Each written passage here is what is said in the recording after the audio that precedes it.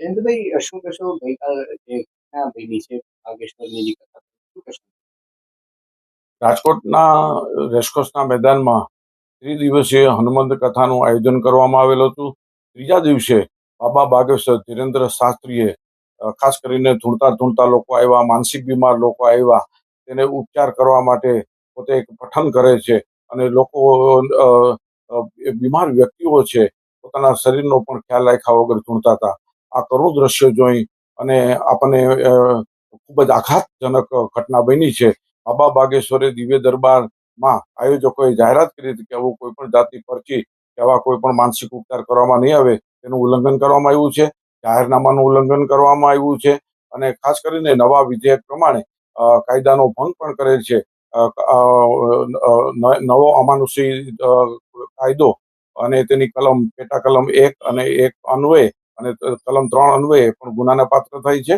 અને બોમ્બે હાઈકોર્ટનો ચુકાદો, ઔરંગાબાદ ખંડપીઠનો જે ચુકાદો આપેલો છે તેનું વિરુદ્ધનું પણ કૃત્ય કરવામાં આવેલું હોય અને પોલીસ તંત્રએ કડકમાં કડક કાર્યવાહીની પણ જોગવાઈ કરવામાં આવેલી છે.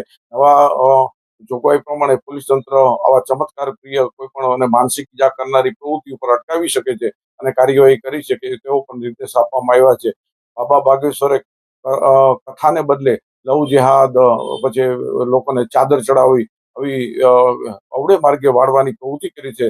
લોકોની અંદર દ્વિધા ઉત્પન્ન, અસમંજસ ઊભી કરવાનો એમનો પ્રયાસ કર્યો છે, તેને જાથા વિરોધ કરે છે. આજરોજ પોલીસ તંત્રને અરજી આપી બાબા બાગેશ્વર વિરુદ્ધ અને આયોજકો વિરુદ્ધ ગુનો દાખલ કરવાની પ્રક્રિયા હાથ ધરવામાં આવશે. અરજી અમે આપનાર છીએ.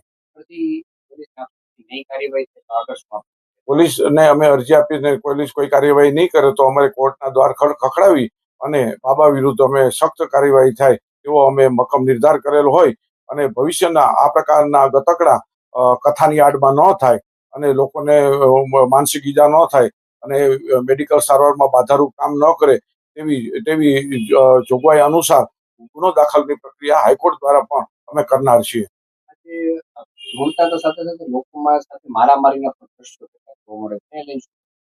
ખાસ કરીને જ્યારે આવા તત્વો માનસિક બીમાર છે તે લોકોને કોઈ પણ મેડિકલ સારવારથી નથી સાજા થાય છે. નહીં કે કોઈ માની લો કે ઈસાઈ મિશનરી પ્રાર્થનાથી કરે છે, એમાં પણ લોકો સાજા થતા નથી. આ જે જ પ્રકારે અહીંયા બાબાએ નિમ્ન પ્રયાસ કર્યો છે. સામૂહિક રીતે મારામારીનું દ્રશ્ય, ઝઘડાનું સ્વરૂપ, અફરાતફરી જોવા મળી છે. આવા કરુણ દ્રશ્ય ને સરકારી તંત્ર કેમ ચલાવી લે છે તે પણ મોટો પ્રશ્ન છે.